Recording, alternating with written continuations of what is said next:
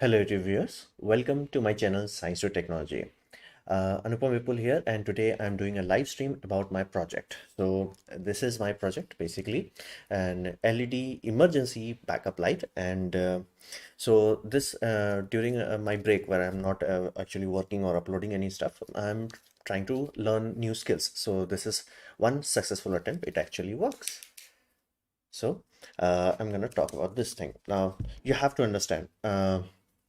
If you are a pro, if you are like actually familiar with electronics and all that jazz, this video is not for you. It's like because fundamentally speaking, this is an idiot trying to solve a problem. Now, why I'm making this video? Well, I want to share what I have learned. Now, it may be useful for all of you, or maybe not. That's completely up to you. Unfortunately, I think my camera is. Why is my camera not working? Okay. So hopefully the framing issue has been solved. And please, I would recommend you to write yes audio if you are receiving audio. If you are receiving audio, please type yes so I can be confirmed that everything is working. While I work on the background, there's a bit of a technical glitch with OBS. Let me just sort it out as of now. It's not working. It's not solving that issue. Hello there, Crazy Utkarsh. Welcome to my live stream. Yes, audio. Thank you, Roy Chaudhary. Yes, audio. Okay, thankfully most of you are getting audio, but apparently I'm unable to understand why I'm getting this frame. Anyway, if I have to draw anything, then I'll share this. Like, this is weird. I just tested it, but I forgot to notice this. So odd. Oh, that was an issue. Okay, sorted. Wow, crisis averted, quote unquote. So I have a long list of things to talk about. So based on that, I will actually go about step by step exactly what this is, why I built this, what I have learned and all that jazz.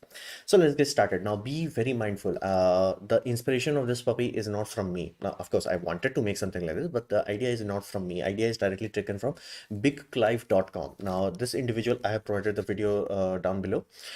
This individual is really good electrician and he works really well with LEDs. So specifically specifying, he has created enough of a detailed breakdown on LEDs is that even though LED claim 10,000 hour lifespan, they generally break down in 1 or 2 years. So it's like, what the hell is wrong with them?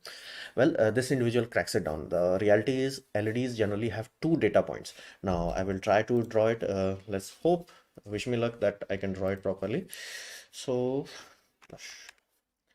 let's just say this is the graph. Now this axis you consider efficiency, and this axis you consider the basically amp or total energy output. Now as you start to increase the thing, you'll get bit more. Basically you're getting light, you're getting more efficiency, everything is working fine. However, once you start to reach a certain limit, depending on the LED, depending on the cob, you will reach a point where it starts to taper down. Now maximum LED brightness is still not reached, so it will be reached here, for example.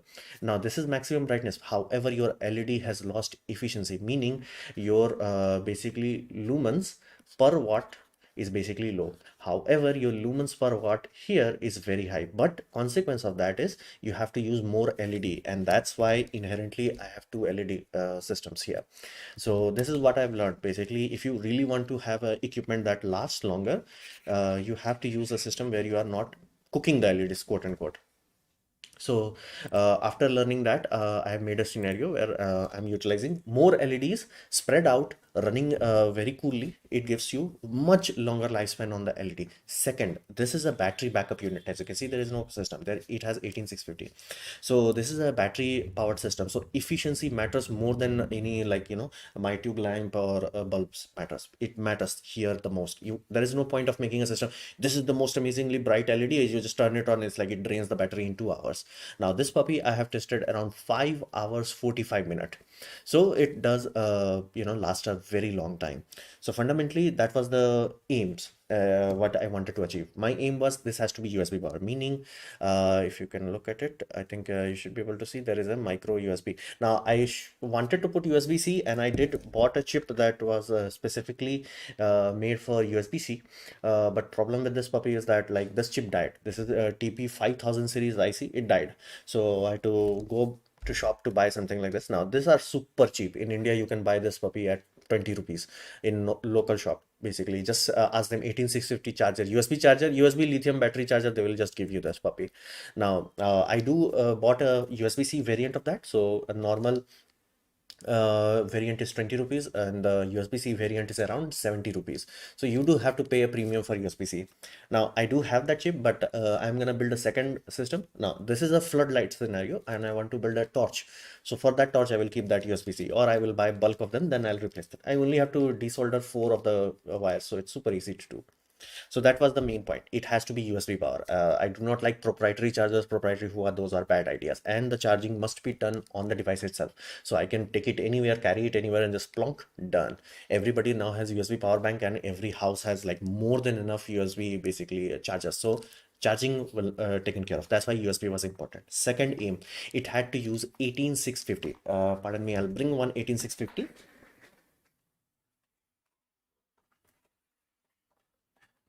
Basically, it had to use something like this.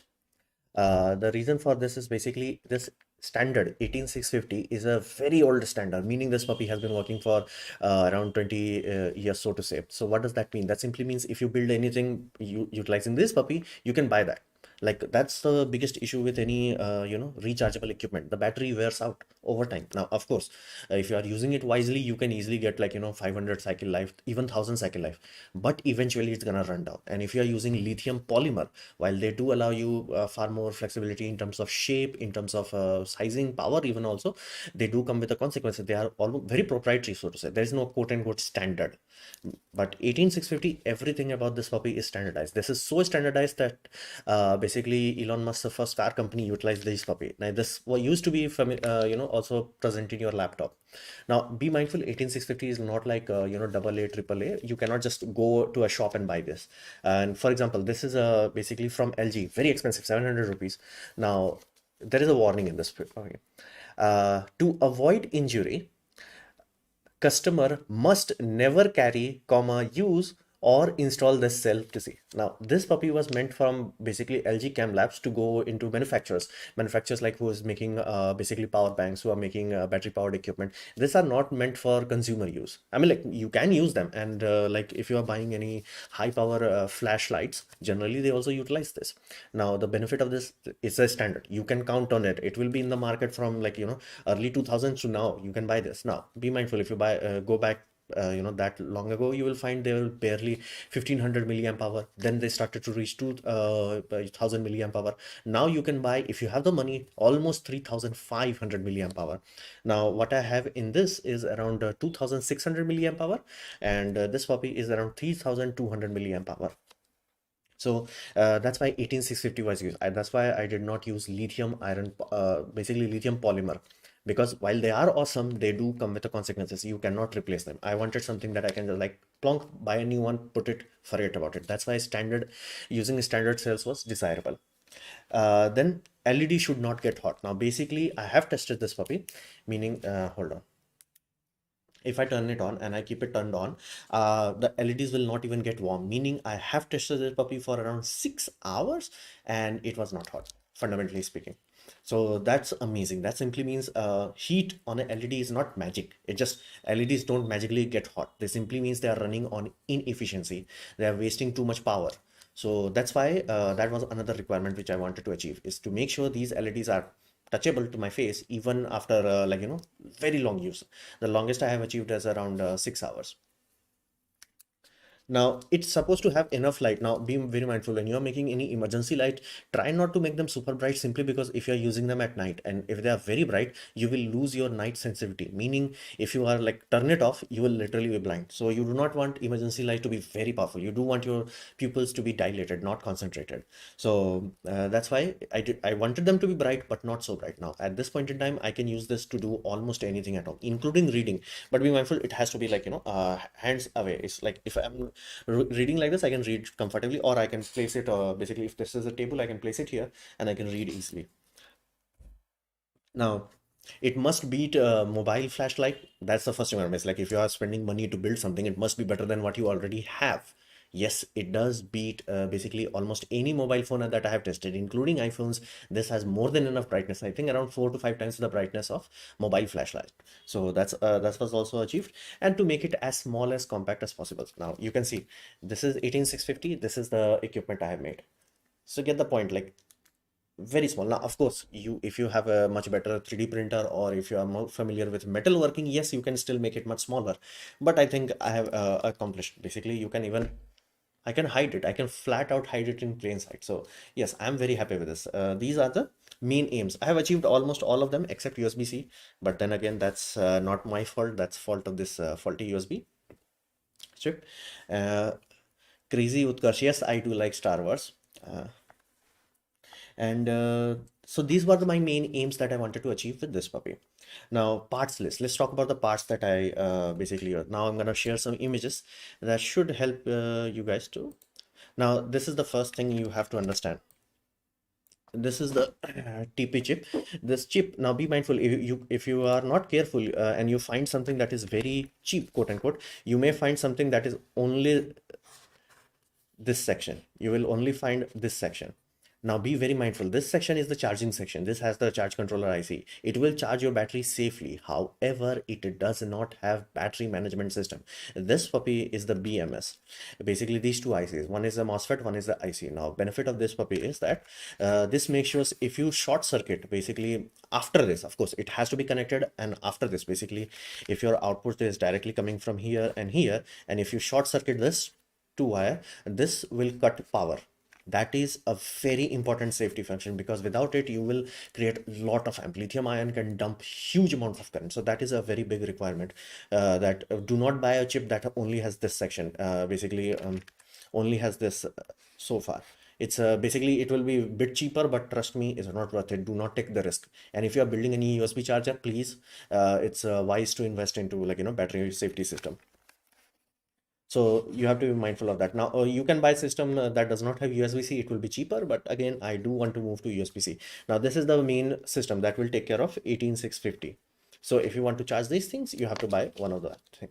Now, after that, I have changed that, and then let's talk about DC-DC converter.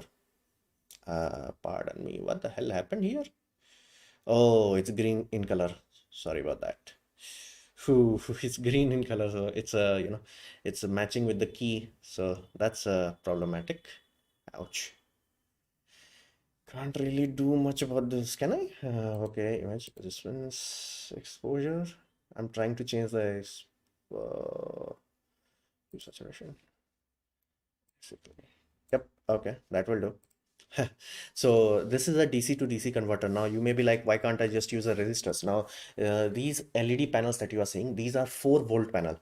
Now how they are 4-volt, I do not understand. They are like freaking magic to me. Simply because LED is supposed to be running at, hold on. LED is supposed to be running on 3.2 volts. Now 3.5 is maximum. How the heck this chip is around 4-volt, I do not know, but I don't want to find out, and I do not see any resistors in them, so I don't know how exactly they are doing it, but again, it does work. Now what I'm doing, I specified this is directly inspired from bigclive.com. I made sure I am under running the LEDs. So basically my LEDs went from 4-volt. I'm driving them on 3 volts. Now there is another benefit. If you are using resistors are just heaters. That's all they are. You are wasting energy. You are just heating stuff up. So resistors are not very efficient, especially when I'm talking about battery power. It has to, efficiency comes first, everything else is secondary. It must be efficient.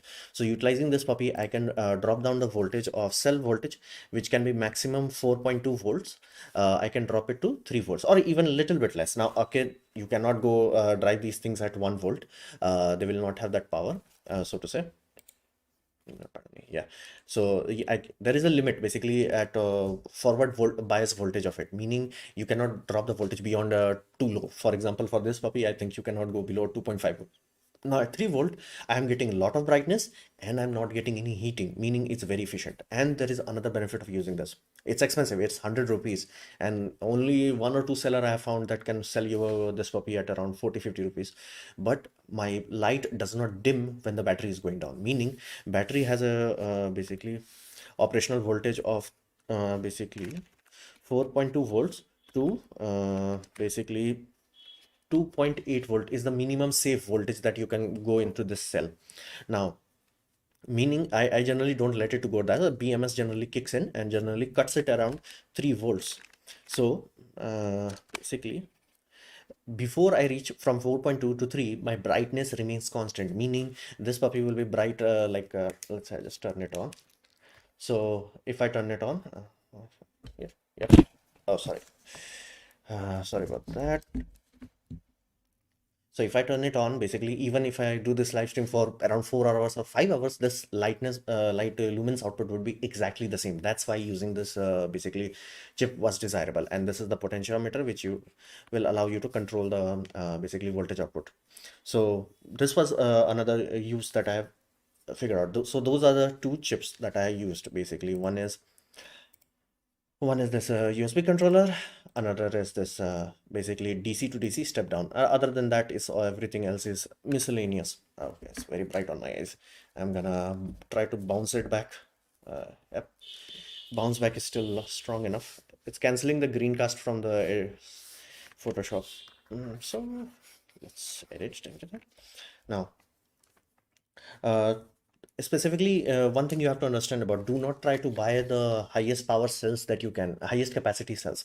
I mean, like, of course, I'm trying that to for experiment reason, but generally they are way too expensive. For example, the cells I have on this puppy is around 3000 pardon me, 2600 milliamp hour, and that's around 300 rupees. This is 700, but it's not that much powerful. It's not like 2x or 3x powerful. Now, where do you want to spend extra money to buy high capacity? When you are building something critical, meaning something important. For example, let's say you are building electric bikes, everybody will say buy more of this. Now, if you are building let's say, you know, a power bank, you can go with a cheaper one. However, do not go very cheap. If you start to buy cells that are like, you can buy this sort of cell for 50 rupees, 60 rupees, or even $1, those cells are generally very low in capacity and you should not use them. Now, if you do the math, you may find out, yeah, it's actually financially viable to buy, like, you know, a lot of 500 milliamp hour cell. There are two main problem with that. First, if you buy cells that are, you have to have too much investment in your battery management system because the cell count would be high. On top of that, your cell degradation would be much faster. A 500 milliamp hour cell loses its capacity very quickly compared to a 2000 or 3000 unit. So that's another side effect. And because there will be far more cell, then you will not you will get basically much more variations in voltage. So your BMS will cut you know, your battery bank very quickly. In night, temperature is low, so the resistance is low and efficiency increases. Yes, but here's the deal. Why do you want to have something that wastes energy? Now, again, be very mindful. This basically DC to DC, it is getting warmed up a little bit compared to a resistor. Oh, it's freezing compared to a resistor. Now, it will not create too much of a difference in nighttime or daytime. So that's why I did not want to doing how to increase cell life. Now, cell life, you want to be as gentle as possible to the cells. For example, each cell, this is one thing you have to understand. When you're talking about a cell, let's just say you're talking about a cell, you're thinking about, you know, voltage, you are thinking about milliamp hour. You're not thinking about resistance. Each cell has a resistance, meaning how much resistance this puppy has. For example, you may have seen in markets that they have LED lamps that are directly connected to basically battery. They have, like, you know, around three AA, three AAA, and they're directly connecting it to basically LED. So they are directly connecting into LED. Now you may be like, if LED gets damaged, if you overfold them, basically if you run too much current through them, why the heck this system is not dying? Because battery itself is acting as a resistor. Battery itself has a resistance or impedance, to be more precise, and it is limiting the output. Because of that, so even though you could have voltage that is very high, like around 12 volts, you will not have enough ampere to damage the cell. Now, LED has one very important thing you must understand, is that if basically if you take the voltage, you are slowly increasing the voltage. Okay, this is your voltage curve. So in this direction you have voltage. Now the current, you will have nothing, current will be nothing until the forward voltage is broken. For white LEDs, I think it's around 2.5 volts to 3 volts.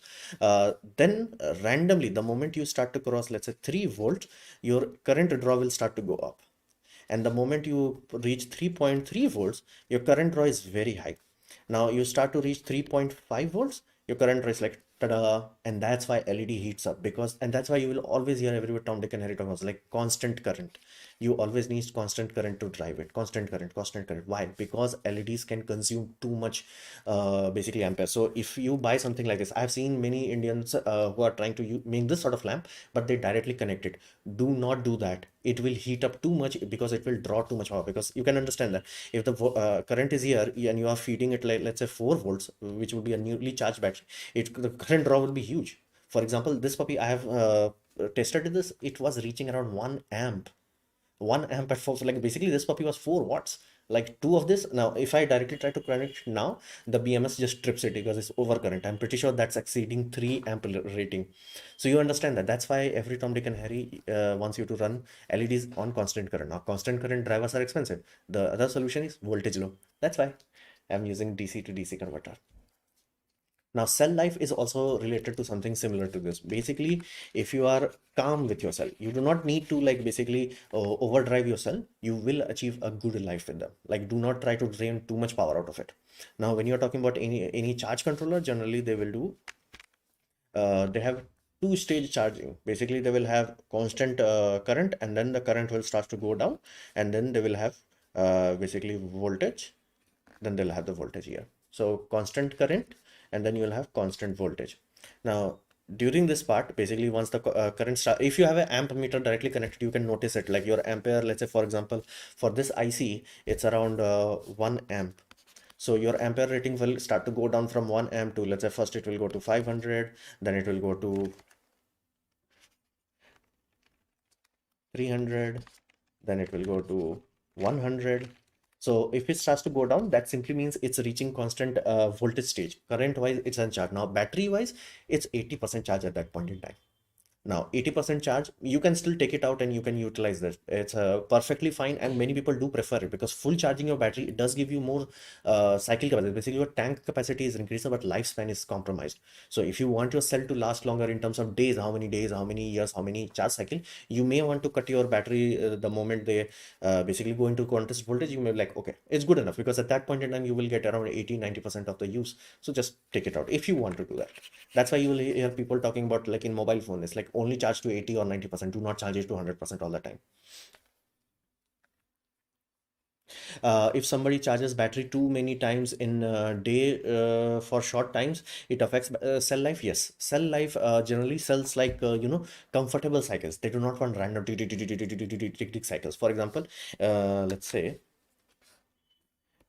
if you start to charge your cell, okay, voltage start to go up. Now you discharge it for a little bit, then you charge it up a little bit, then discharge, then you charge it up, then you discharge, then you discharge. Cells don't like this. So from cell point of view, you have to be very basically try to discharge it to 80%, then charge it to 80%. Discharge it to 80%, charge it to 80%. Basically, the more comfortable, more fixed slope you will give to your cell, the longer they will last. Because every time a cell is charging or discharged, the electron direction is changing. Obviously, that's how you're charging or discharging it. It is eroding the electrodes basically. Now, very little, it's very little, but it does spike up. It's like, let's say, day one, you had like 0.00001% damage. Again, then next day you had 0.001%. 1 month after that, you have 0.001. 1 year you have 1% damage. So that's how you have to understand that, like, it's something that piles up over time. So the more fixed and gradual you are with your cell, the longer they will last, so to say. Now that's why I have already explained the LED, why I'm using a DC to DC converter, and USB charge converter. That's a very basic thing. Now I'm going to talk about the 3D printed body. Now this was the biggest challenge in this puppy, is that I'm gonna basically share you guys what was my Mark 1. Basically, I did not directly complete this. I built this. So this was, you can see my amazing wiring work. I know this was garbage, but like this was my first try. So the wiring was not good, and like, oh my God, I had like Yeah, this was my prototype number one. And then I got frustrated, so I destroyed them. As you can see, oh, I think it's a clipping. The white color is clipping. So after this, I fixed all the wiring issues, and then I made what you are seeing right now. So you have to understand one aspect is like whenever you're trying to make a project, uh, you have to understand one thing. Wiring takes a lot of space. If you are familiar with the old YouTubers, if you're familiar with Ben Hack Show, he talked a very detailed video about that. It's like, when you're making project, double it up just so you can fit up the wires. For example, now I'm using the wire like this. As you can see, pardon me, the green color is clipping, but you get the point. Like wire right now is, that's a backside, yeah. Okay, I have to just make it a bit more black and white, I think. Use saturation. Saturation goes on. Yep, yep, okay. So now this is far better than compared to what, hold on. This versus this. This was my Gen 1, this is my Gen 2. I'm utilized this sort of, basically I'm utilizing this sort of cable to achieve what I wanted. Like I feel so stupid that I did not think of it from day one. So I did, in mid time, I did try to make a basically perf board system. As you can see, I tried to make a use of basically this sort of perf board, but it did not work. Now this is a very cheap perf board.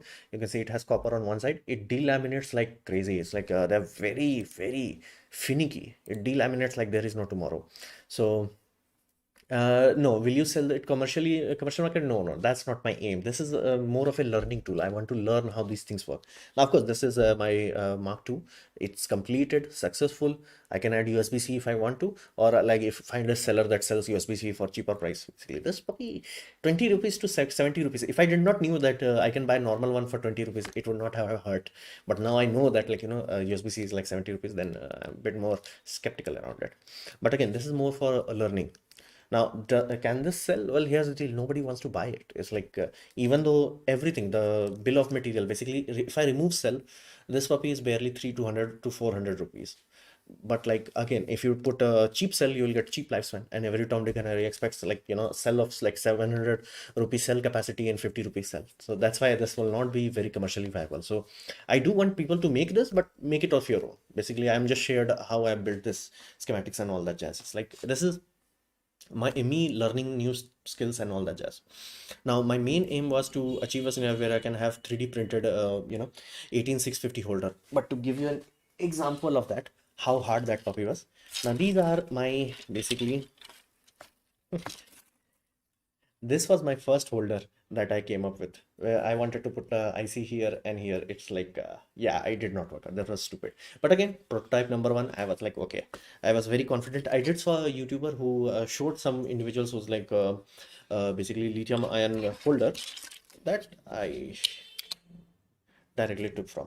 Now, this is the system that I'm utilizing. As you can see, that S, that is the spring part of it. That's also 3D printed now. And I also have printed cap, so it does lock on. Now, this was like, I was so stupid. I put a basically tap on top here. But in my final design, basically the design that is final, it is oh, pardon me. It is not symmetric one. I have not printed them. So as you can see, this one, I only have systems that are on side, nothing on top on bottom. And the idea behind this is like I should be able to do this and this. Now I forgot to do one step in Fusion 360, so I cannot actually do this. I cannot mount it. However, I fixed that. So if I share that 3D print file for this puppy, I can guarantee you that will be symmetric cap. So you can put the cap like this, or you can rotate it like this. I did not like that in like remotes, especially flat remotes. Well, why they have that cap that can only go from one side? It's flat. So I fixed it when I'm building on my own. So it feels great, It's like it's snapping 3D printed parts. It's great. What will be your next project? Well, this is a completed one. Now I'm gonna build. This is a step down system. Now I have bought more components, and let me show you the components. Basically, I bought a lot of things from robo.in. Oh, it's inverted. Sorry. Robo.in. I bought a lot of components. Now my next project will utilize this puppy. Hold on. Yep. basically this is a step up. What I'm using is a buck converter. Buck reduces the voltage, boost the voltage. Now this puppy is supposed to boost the voltage, so I'm trying to use basically my this design uses 4 volt LEDs. I'm gonna use 12 volt LEDs and also do the same thing because I can't do constant current. I can undervolt them to achieve the same effect and achieve low heating. So that will be my next project to achieve basically uh, what you call constant current kind of behavior. That's the behavior, pardon me. Hmm.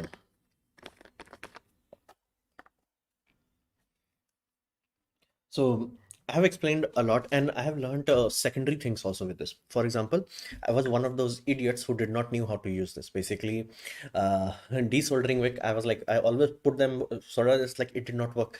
Then I realized that's why you're supposed to buy this, basically flux, so to say. So you're supposed to take this, heat it up a little bit, dip it in the desolder, and then you pull it out. And to give you an idea, I did not know how to use this. To from that, I went to a scenario where my solder wicks look like this. Like you can see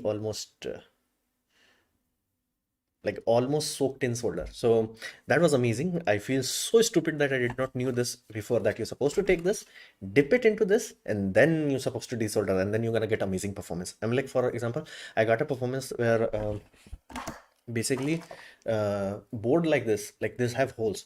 It literally pulled the solder from the inside of the hole. So that was amazing. So I'm like, awesome. So that's one thing I learned. Second things I've learned, that is from electrical point of view, I would urge you whenever you are looking into any sort of basically boards. For example, I told I have USB-C one. This is a USB-C one, as you can see. This USB-C one, it has many holes. For example, 1, 2, 3, 4, 5, 6, 6 holes. All 6 holes are not necessary. What does that mean?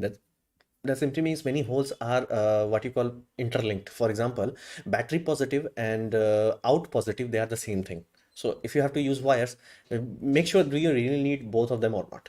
Now, another example would be basically out negative and output here, they are also the same. So I did not knew that. Like my example was like, hey, if there is a hole for it, of course it has to be independent, it's isolated and all that. No, it's like internally they are connected. So whenever, and even I'll give you more example.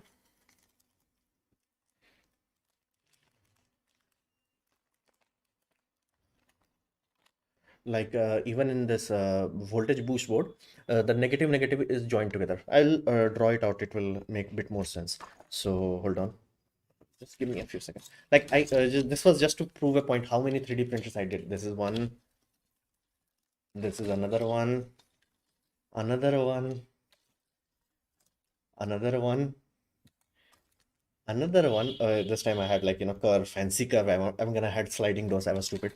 And a door mechanism that literally strip apart the slider. Yeah, that took a split apart. LED holders. Basically, it takes a lot of try to achieve another LED holder. This was basically cap design. So it took a lot of effort to make something 3D printable. Now, of course, if you are professional, you can do that in like 5-10 minutes, but I'm not. So, wow. It hurts how much plastic I wasted on this, but that's how you learn. You don't, you have to break some eggs. Now, one very important thing that will help you in, if you do not know this already, most likely you do, but just in case, if I'm the one telling you this, like for example, if you take this chip and hold on. So basically, this negative part and this negative part are the same. They are basically this and this are not connected. Basically, they are not connected. However, this and this, they are internally connected. Now same goes for here, battery positive and output positive, they are internally connected. Basically, these two things are the same, and these two things are the same. So many ICs. This is one IC where I realized like one hole, two holes are redundant. Out of 6, 2 holes are redundant. Now let's erase these things, and I'll show you another example on this. Basically, this is wrong image. Yep.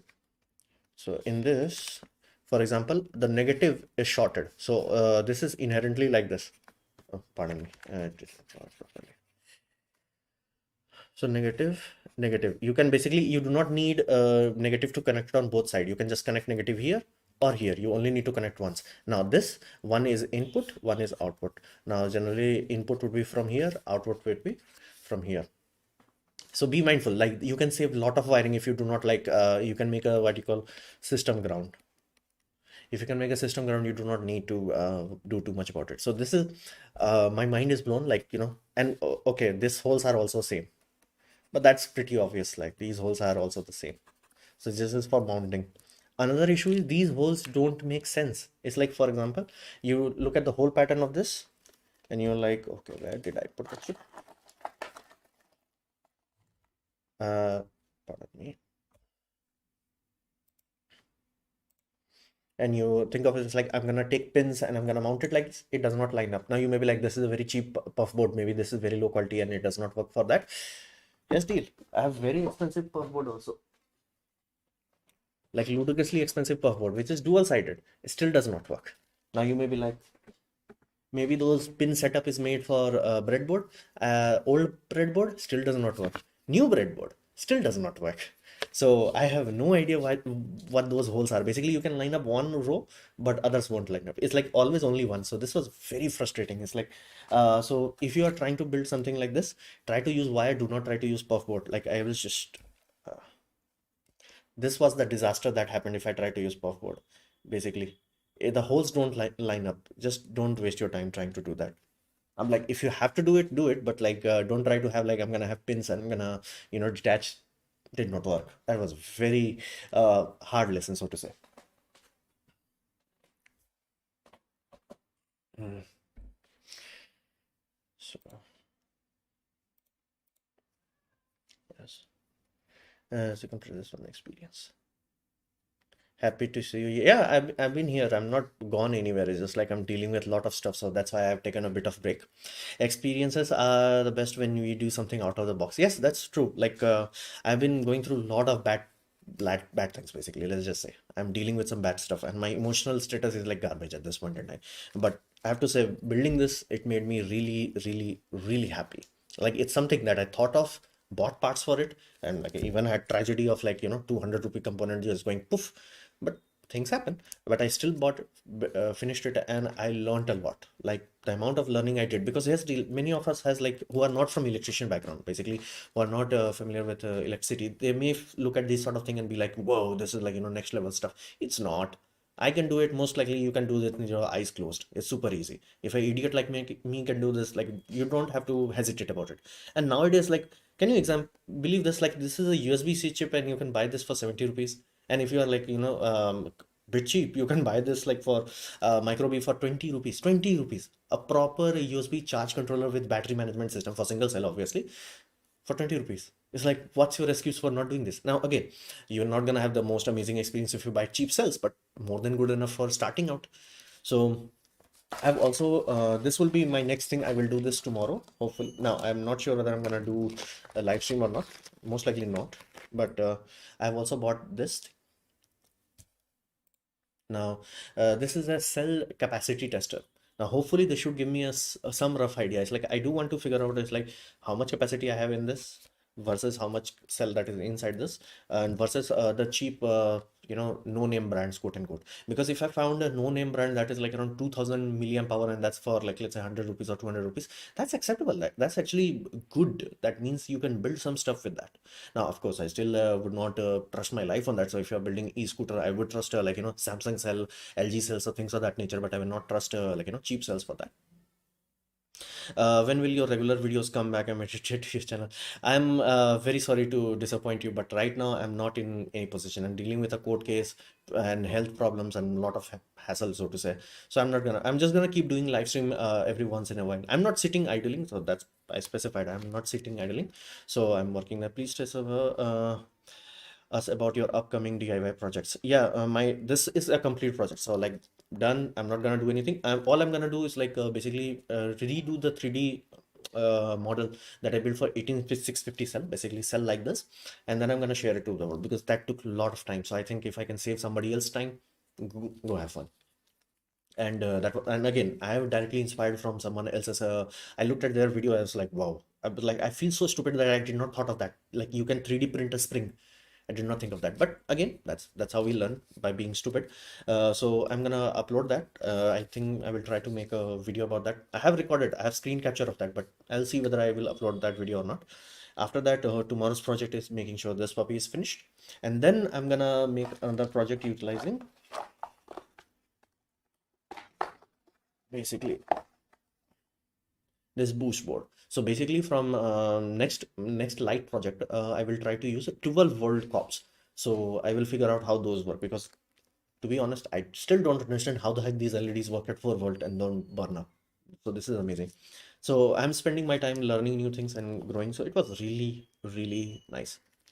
And I have to say, I still, you know, still am happy by the fact that I have something that snaps like this. It snaps like it's a 3D printed thing that snaps. It's amazing. It's like there is a ridges on top. So if you invert it and put it down, hold on. As you can see, like it's completely capped.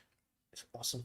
So I learned a lot how to 3D print. Like one thing you have to understand, whenever you are printing base of something, it will expand because of elephant foot. Like first 2-3 layers are always like, bit expanded. So like when you are modeling in CAD, you'll be like, okay, this is exactly how it should be. It does not work. Now again, if most of you are watching and you want to see how I do the CAD, say CAD software 2-3 times, I'll show you how I did in Fusion 360, if there is an interest for that, because it does look boring and my face won't be there. So if you want to see me do CAD right now live, I will share that if somebody types CAD. Are you still working on 3D printer? No, I stopped that 3D printer project simply because I did not found any raw materials. Like I needed aluminum and I could not find it here. Like there is no place for me to buy small blocks of aluminum. I can buy kilograms of it, but again, that's too expensive and I don't need that. I need like this much. And they're like, yeah, we only sell the minimum quantity is like 1 kilogram or 2 kilogram. Now I will restart that project if I found any Indian seller that is offering any CNC service, meaning I can just give you the CAD model and you can CNC it up, mill it out of a aluminum block. Then I'm gonna restart that project. Otherwise, that was the biggest consideration with that, is like I could not find raw material, and I thought I will build my own workshop, but that's like bank balance destroyer kind of thing. So I'm very sorry that I did not finish that 3D printer project. So it's like if I found any supplier that will do basically CAD, basically CNC milling and reasonable cost. Of course, if they are like 5 lakh rupees, 6 lakh rupees, I can't afford that. So that's one of the things. So this was my live stream of that. I think how many hours I've done that? So it's almost for 40 minutes. So now I'm gonna close it, and I think nobody is watching anymore. So anyway, for those of you who have actually watched the live stream, I am eternally thankful for you. And this was my, uh, closer look at my first completed DIY project. That's the interesting thing. Like I'm just gonna show you guys. Hold on.